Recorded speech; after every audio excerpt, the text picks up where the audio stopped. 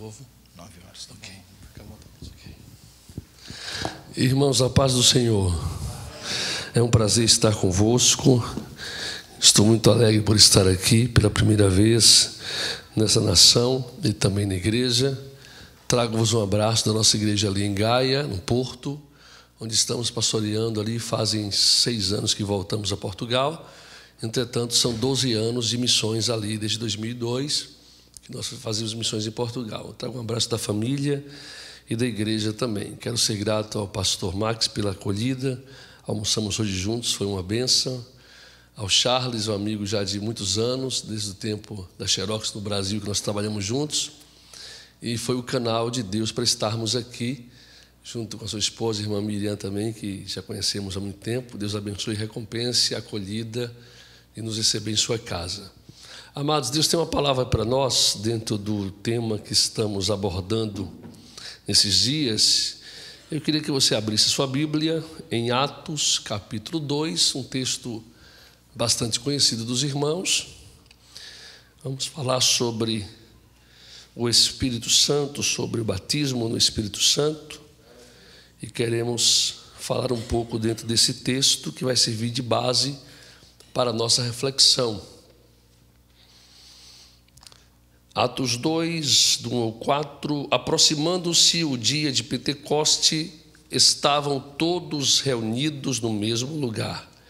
De repente veio do céu um som, como de um vento veemente e impetuoso, e encheu toda a casa onde estavam assentados.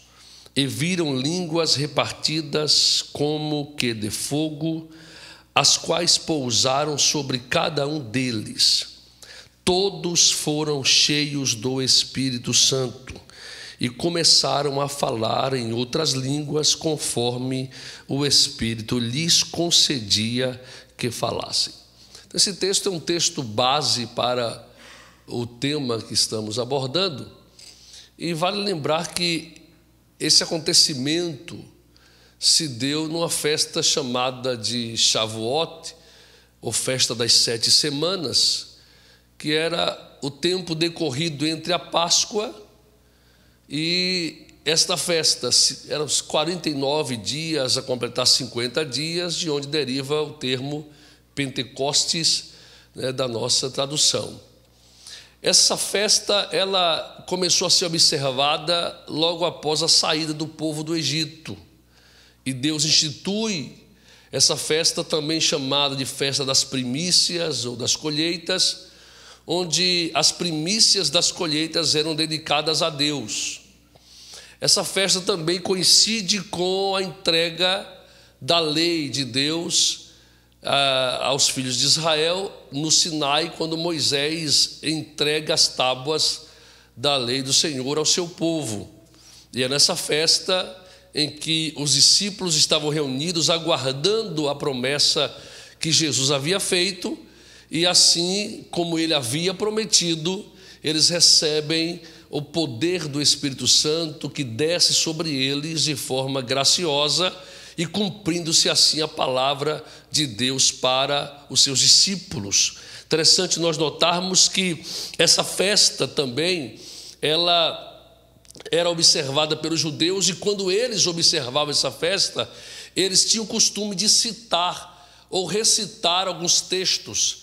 Êxodo 19, 20, o livro também de Esther, eles recitavam esse texto na festa de Shavuot.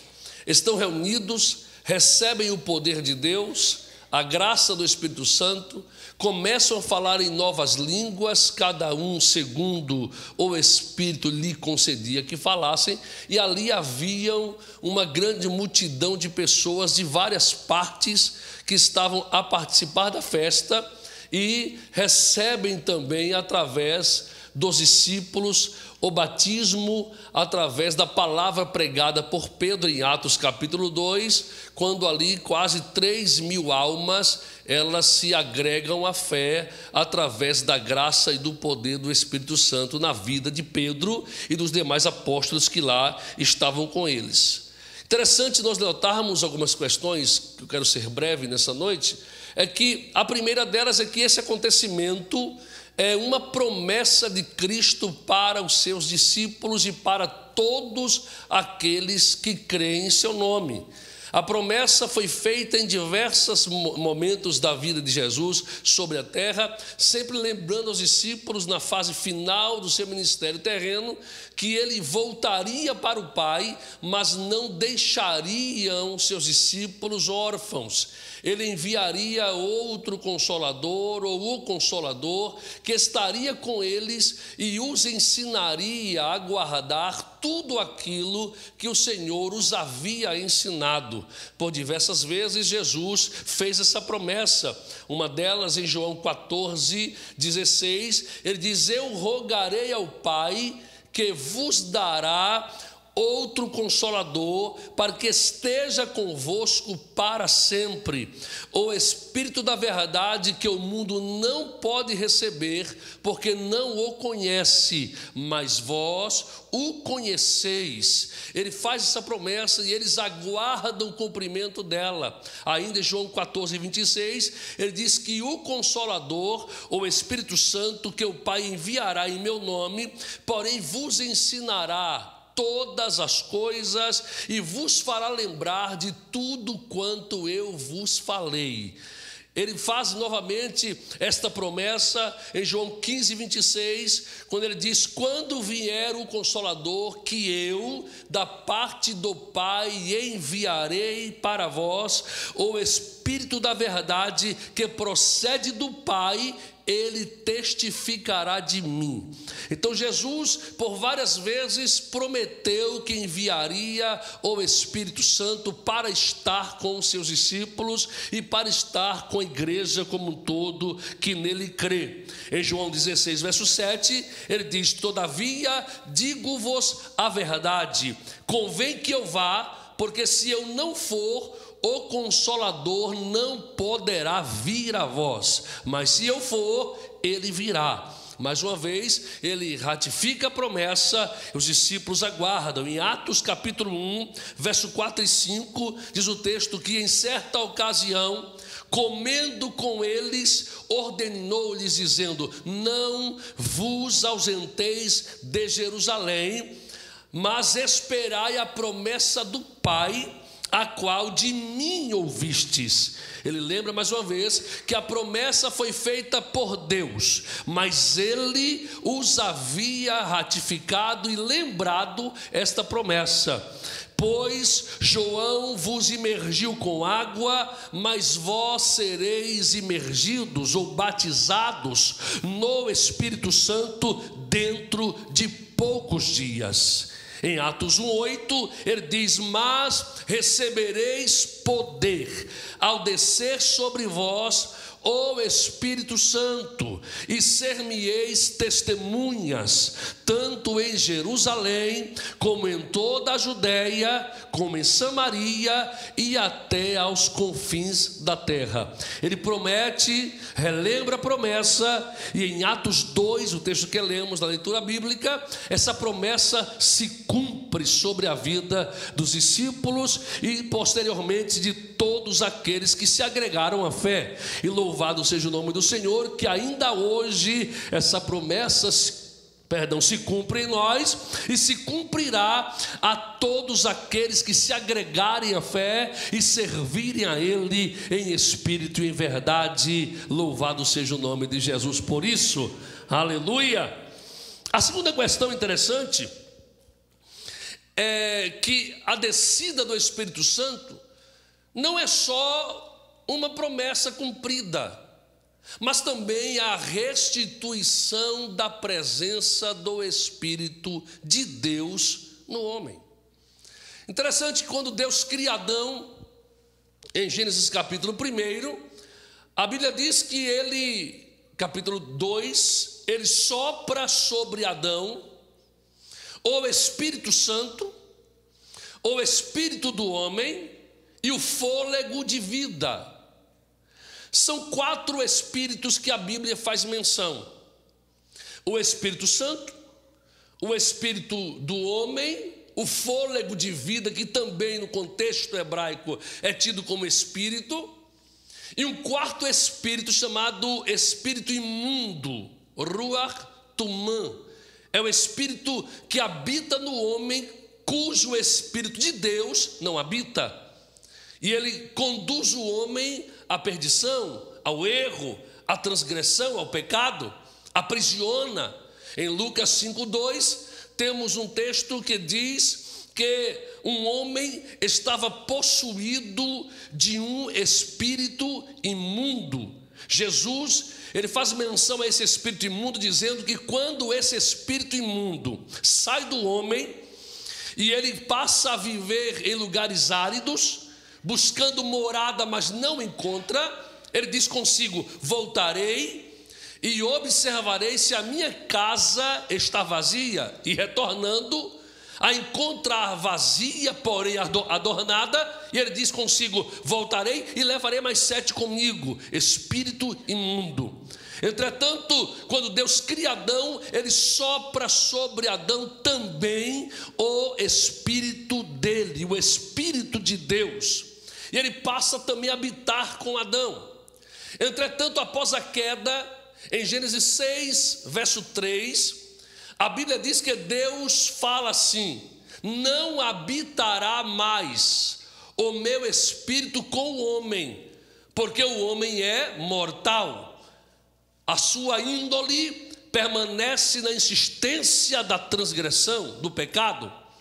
E Deus retira do homem o seu Espírito Santo, que passa então a vir sobre reis, profetas, sacerdotes, para que eles cumprissem a unção ou chamado que para eles estava determinado.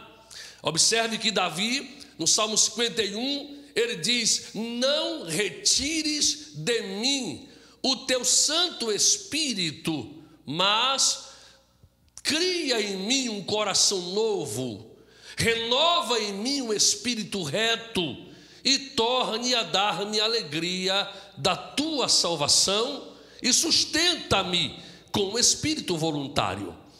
Então o Espírito de Deus, ele é retirado de todo homem e vem sobre aqueles que foram chamados especificamente para fazer uma grande obra, para reinar, para ministrar, para profetizar. Mas a intenção de Deus sempre foi habitar dentro do seu filho, dentro da sua criação.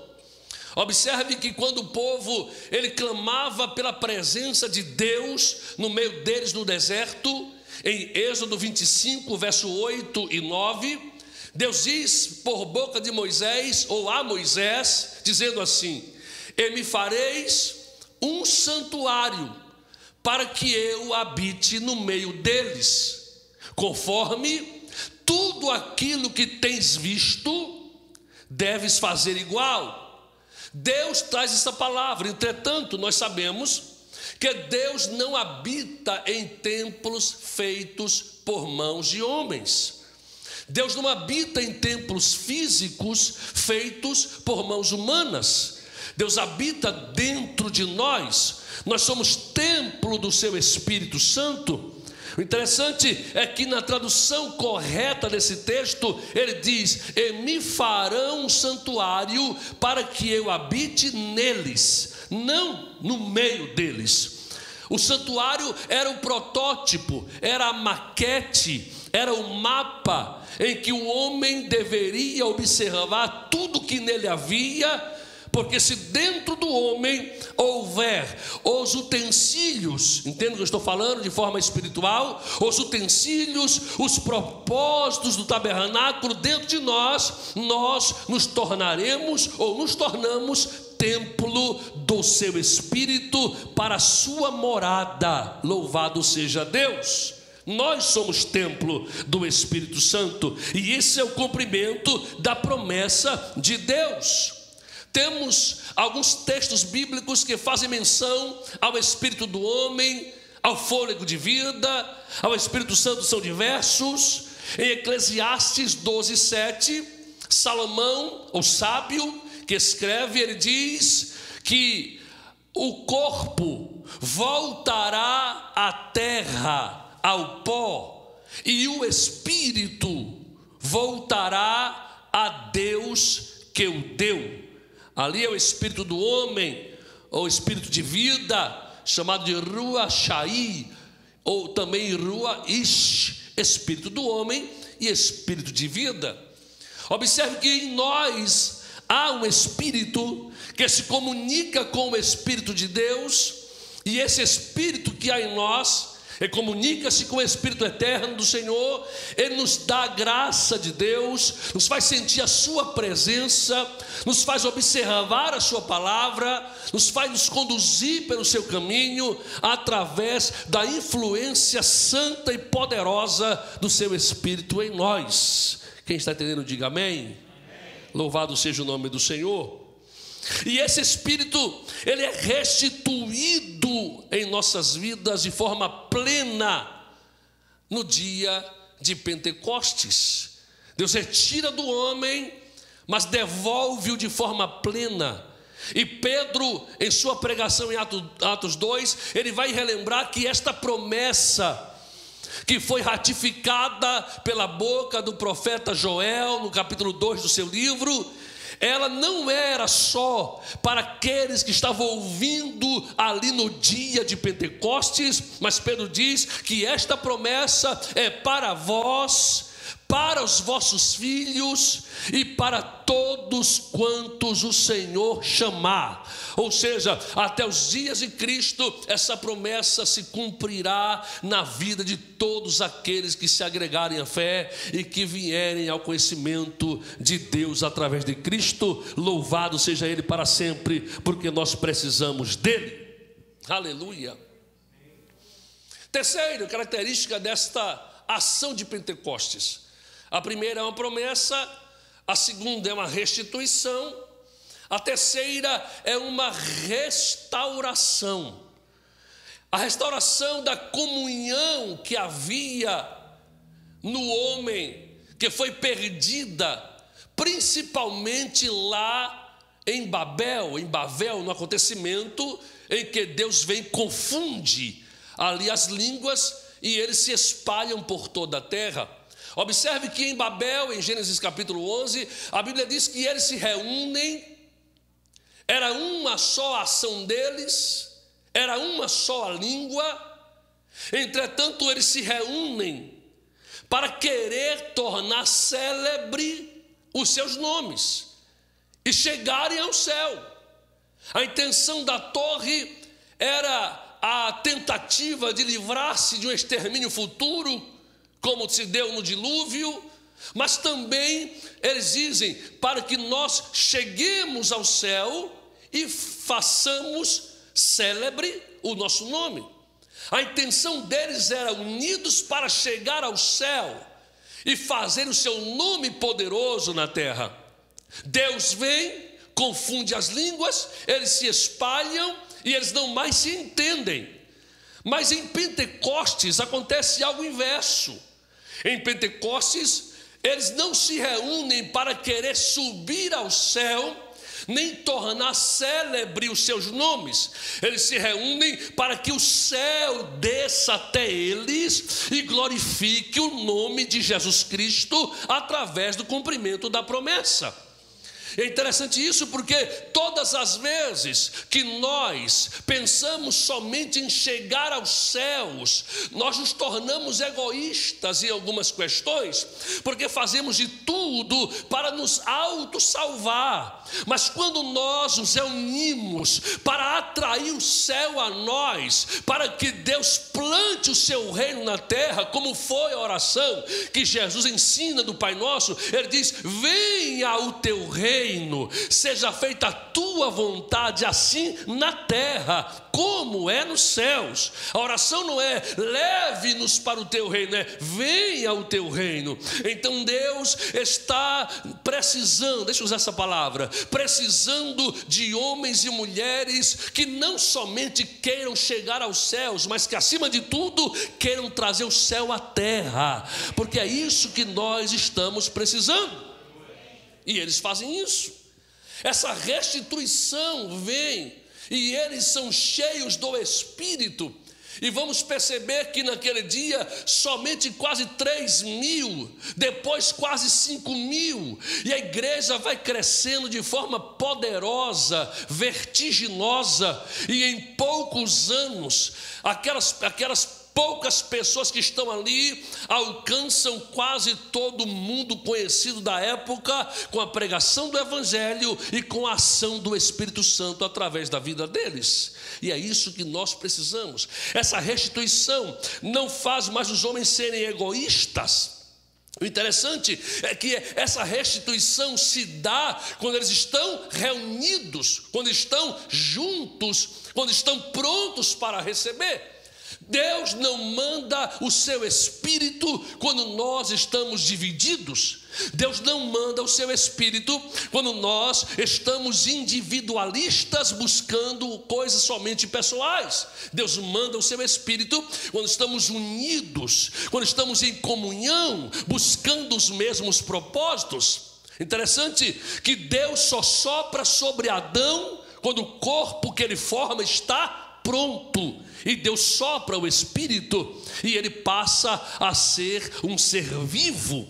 O interessante é que também em Êxodo 40, depois que Moisés termina de erguer o santuário no deserto e ele está pronto, é que Deus, em sua Shekinah, em sua glória, vem ao templo e o preenche.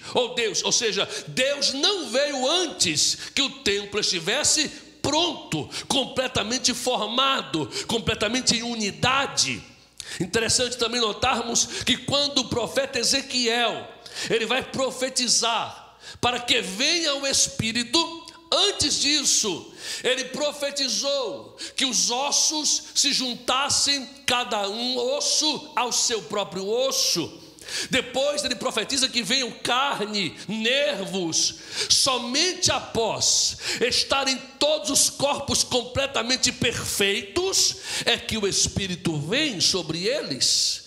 Lembre que quando Salomão vai consagrar o templo em 2 Crônicas 7, a Bíblia diz que Deus só enche o templo quando ele está pronto. A mesma maneira que em Atos, estão todos unidos em um mesmo propósito, em um mesmo espírito, em um mesmo sentimento. Uma era a oração deles, um era o propósito. E quando Deus enxerga isso em nós, Ele envia o poder do seu Espírito, aleluia.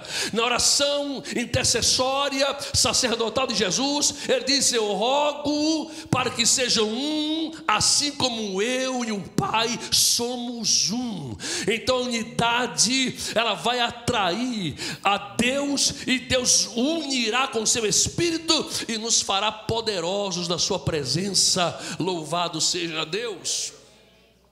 Certa vez, o pastor Paul Yong-Soo, ele estava orando, e a oração dele era para que Deus, naquela época, derribasse o muro que separava as duas Coreias.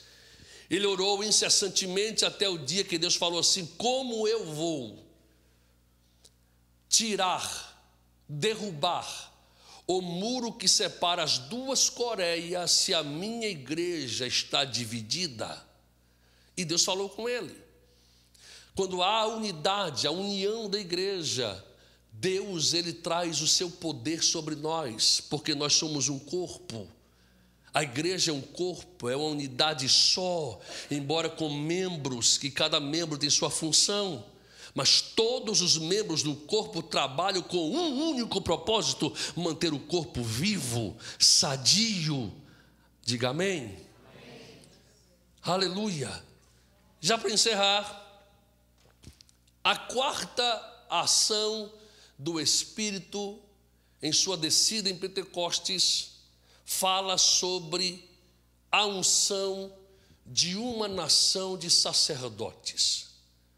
Deus, ele sempre quis um povo que fosse santo e um sacerdócio para ele. O conto dos antigos, quando eu falo conto dos antigos, eu me refiro os antigos judeus. Eles afirmam que Adão, no Éden, caiu, no segundo dia da semana, no 14º dia do primeiro mês, aos 29 anos, embora Adão fosse eterno, mas havia contagem de tempo, rege o conto dos antigos.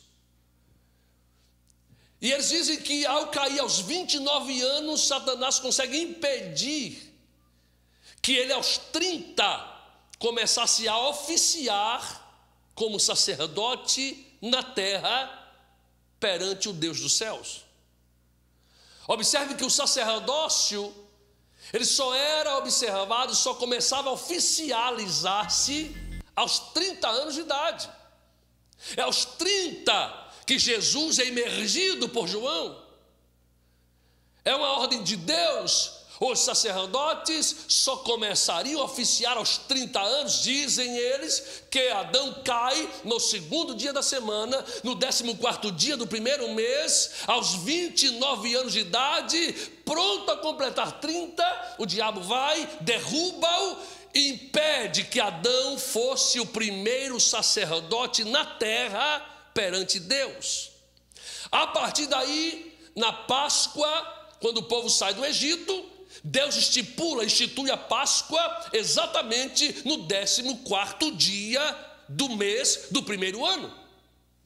É nesse dia que Jesus está morrendo no Calvário, como cordeiro que era imolado lá na saída do Egito, na prefiguração profética de Jesus.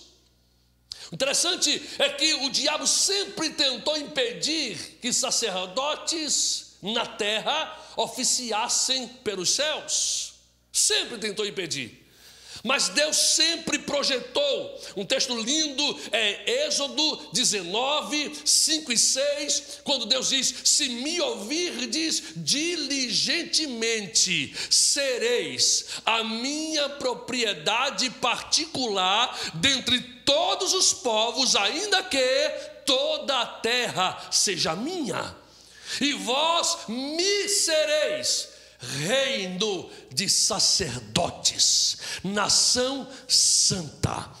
Deus sempre prometeu: vocês serão sacerdotes, vocês me oficiarão como sacerdotes e nação santa. Em Isaías 61:6, Deus ratifica isso, dizendo por boca do profeta: e vós sereis chamados sacerdotes do Senhor, e vos chamarão ministros do nosso Deus. Comereis e a abundância das nações, e na sua glória vos gloriareis.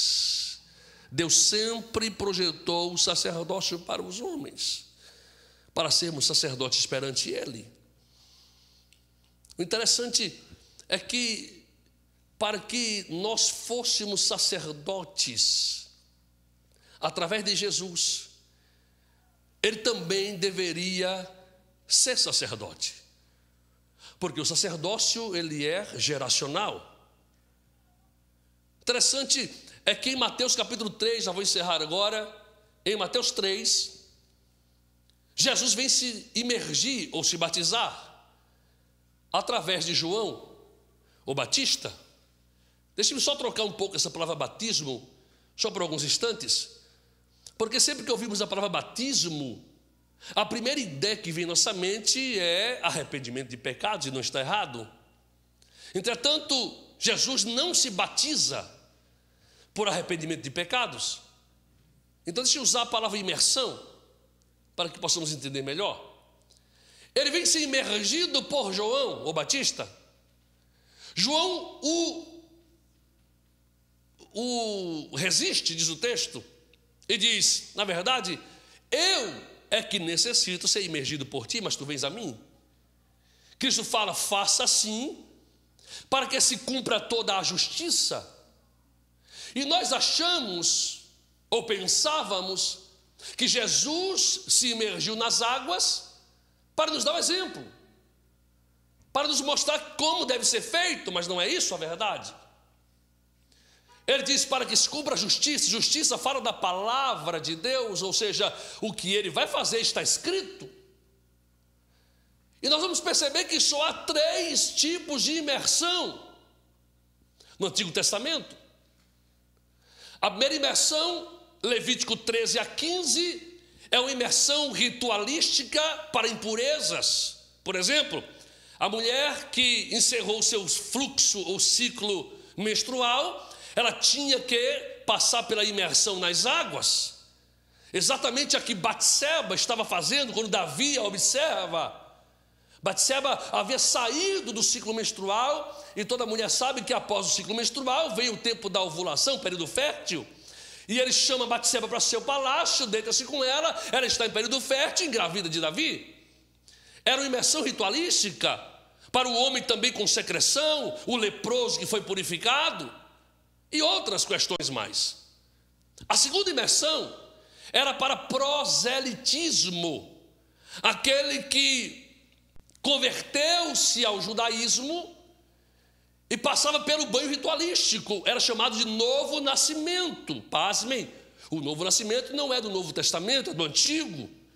Era chamado novo nascimento, ou seja, quando ele emergia nas águas, se fosse homem, circuncidava o prepúcio, renunciava aos deuses pagãos, como fez Ruth perante Noemi, quando diz: a partir de hoje o teu Deus será o meu Deus, e o teu povo, o meu povo. Ela confessa publicamente, é a confissão pública que o Novo Testamento afirma: aquele que me confessar perante os homens, eu também o confessarei, também do Antigo Testamento.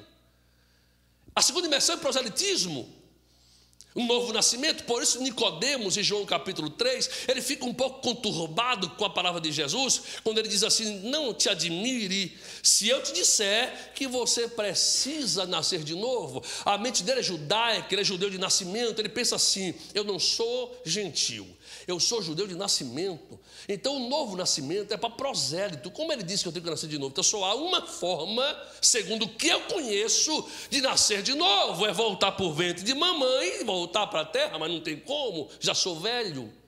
Segunda imersão. A terceira é a imersão sacerdotal. Êxodo 40 diz que Moisés chama Arão perante o templo para assumir o sacerdócio e imerge Arão e seus filhos nas águas. Imersão sacerdotal.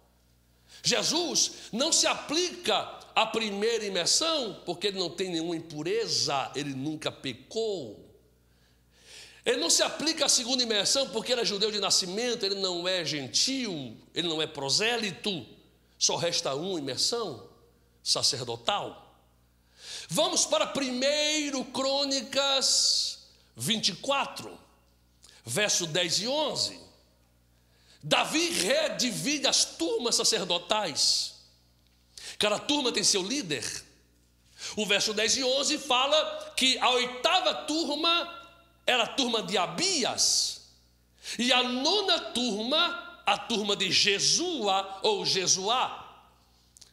A questão é que Jesua ou Jesuá não é o termo mais correto para essa tradução. A Bíblia hebraica traz Yeshua, Abias, 8ª turma, Yeshua, a 9ª turma. Como isso acontecia? Abias, ele ministrou uma semana, porque cada turma sacerdotal, como eram muitos sacerdotes, oficiava uma semana, primeiro semestre, uma semana, segundo semestre, para que todos oficiassem no templo durante um ano. Abias encerrou sua turma, ou seu turno. Recebe quem? Jesua. Recebe quem? Yeshua. Yeshua é o nome hebraico de Jesus. Recebe-o, leva o tanque de imersão, com as roupas finas sacerdotais em sua mão, o óleo da unção em sua mão, e uma oração nos lábios, uma oração de transferência imprecatória. Ele imerge o sacerdote que está chegando nas águas, leva-o, veste-lhe as túnicas diante dele, para que ele testemunhe a ação. Vestido, ele pega o óleo da unção, unge a testa do sacerdote que está chegando, Yeshua, ou Jesua, como está aqui, faz oração imprecatória com a sua mão direita erguida, Jesus assume o templo, o sacerdócio, e Abias vai para casa. Só vai agora oficiar segundo semestre. Entende isso? Chegando em Lucas 1,5, diz o texto: havia em Jerusalém, nos tempos de Herodes, rei da Judéia, um sacerdote chamado Zacarias, da turma de Abias. Zacarias é pai de João Batista, que também é sacerdote, mas só enxergamos como profeta, mas ele é sacerdote. João Batista é da turma de Abias, e quem vem imergir-se com ele? Yeshua, Jesus, como está em 1 Crônicas 24, que é uma prefiguração profética. Quando ele chega, o próprio João não percebe a ação, mas Jesus sabe: faça para que se cumpra a palavra de meu Pai. E ele faz. Ao imergir, o ritual de Abias em 1 Crônicas era vestir a roupa branca de linho fino em Jesua, mas a roupa branca é para os homens, que faz esconder as transgressões humanas. Deus olha para o homem e o vê vestido de branco, justificado pela sua ação ministerial. Ele está sem pecado perante Deus para entrar em sua presença. Jesus não tem pecado algum. As suas roupas são brancas por natureza. Ele não necessita vestir-se de branco, então não vale para ele. Mas há uma oração imprecatória, João não faz. Por quê? Porque João é da tribo de Levi, Jesus é de Judá. Judá não é tribo sacerdotal, e Hebreus 7 fala muito bem sobre isso. Mas a Bíblia diz que desce do céu o Espírito Santo como pomba, porque a unção só pode ser do sacerdote da mesma tribo. Abias é de Levi, Jesus é de Judá. Mas Jesus é de Judá na terra, porque no céu ele é segundo a ordem de Melquisedeque, sacerdote eterno. Então do céu vem a unção sobre ele. E em Atos 10:38, Paulo diz: porque Deus ungiu a Jesus de Nazaré com o Espírito Santo e com poder, e andou fazendo bem a todos, e libertando os oprimidos do diabo, porque Deus era nele. Aleluia! Isso é tão profundo, é tão tremendo isso. Ali ele recebe esta unção de sacerdote eterno na terra, para que na terra constituísse sacerdotes também eternos para Deus no céu. Diga para o seu irmão: você é privilegiado. Diga: você é privilegiado. Sacerdote perante o Todo-Poderoso. Isso é bênção demais. Sabe o que é interessante? É que quando isso acontece, há uma mudança. Já encerro agora. Hebreus 7:12, sabe o que ele diz? Em se mudando o sacerdote, se faz necessário também mudar-se a lei. Lei ali é Torá. Mas escute bem, não é mudando. Em se mudando o sacerdote, se faz necessário transpor a lei. Isso é tão profundo. Por quê? João diz assim: eu sou de Levi, sacerdócio terreno, vos batizo com água, mas aquele que vem após mim vos batizará com o Espírito Santo. Inverte, transpõe a lei, tira da terra e põe no céu, tira do material e põe no espiritual. Deixa eu explicar melhor para você. Até João Batista, todo sacerdote, para receber essa unção, primeiro tinha que imergir-se nas águas, para depois receber a unção com óleo, que tipificava o Espírito Santo. Mas em Jesus, quando ele assume o sacerdócio, João sai de cena. Agora ele é o sacerdote eterno, então transpõe-se a lei. Em Jesus é diferente. Na pregação de Pedro em Atos 2:38, o povo pergunta: que faremos, pois, irmãos? E Pedro diz: é simples. Primeiro, arrependei-vos. Segundo, sede batizados em nome de Jesus Cristo para perdão dos vossos pecados e recebereis o dom do Espírito. Pedro está com a mente ainda de João. Mas o próprio Pedro está em Atos 10, na casa de Cornélio, centurião da corte chamada italiana. Ele começa a pregar sobre Jesus, pensando, Pedro, assim, eu vou pregar, eles vão se converter, eu batizo nas águas, depois recebe o Espírito Santo.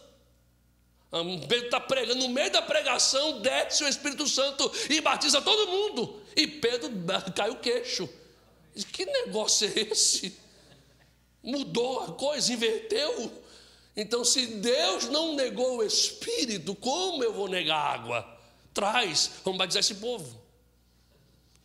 Por quê? Interessante. Jesus falou acerca de João: não há profeta como João. Não há profeta semelhante a ele. Por quê? Porque João é o único sacerdote e profeta que teve o privilégio de receber primeiro o Espírito Santo para depois as águas. Lembra disso? Maria está grávida, vai visitar Isabel.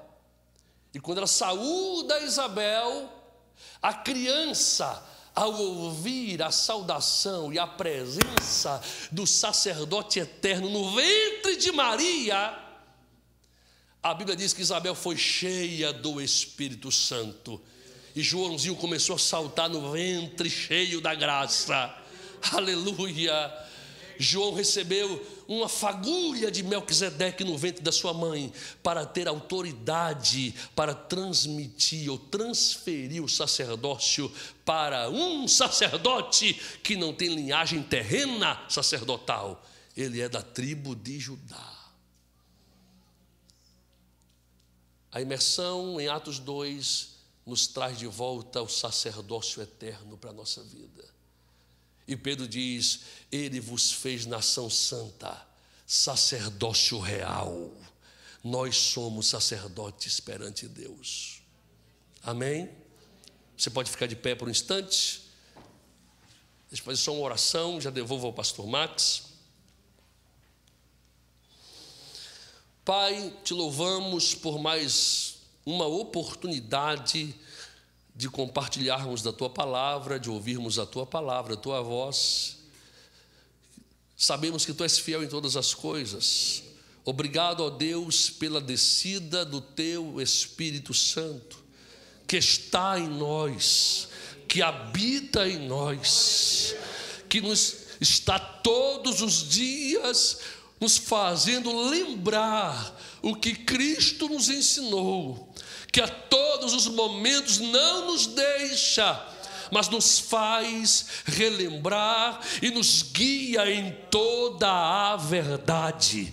Por isso nós não estamos enganados, não estamos imergidos em heresias, nem em falsos ensinos, porque o Teu Espírito Santo, Ele é o Espírito da verdade, e Ele está em nós, e nos ajuda a todo dia, Deus, fazermos a Tua vontade na terra, mesmo quando esta vontade contraria-nos a nós mesmos. Nós fazemos porque nós cremos em Ti e temos em nós a ação do poder do Espírito Santo para sermos testemunhas, nem que preciso for, dermos a vida em favor desta verdade. Nós oramos e Te damos graças por isso, em nome de Jesus. Amém. Graças a Deus. Aleluia.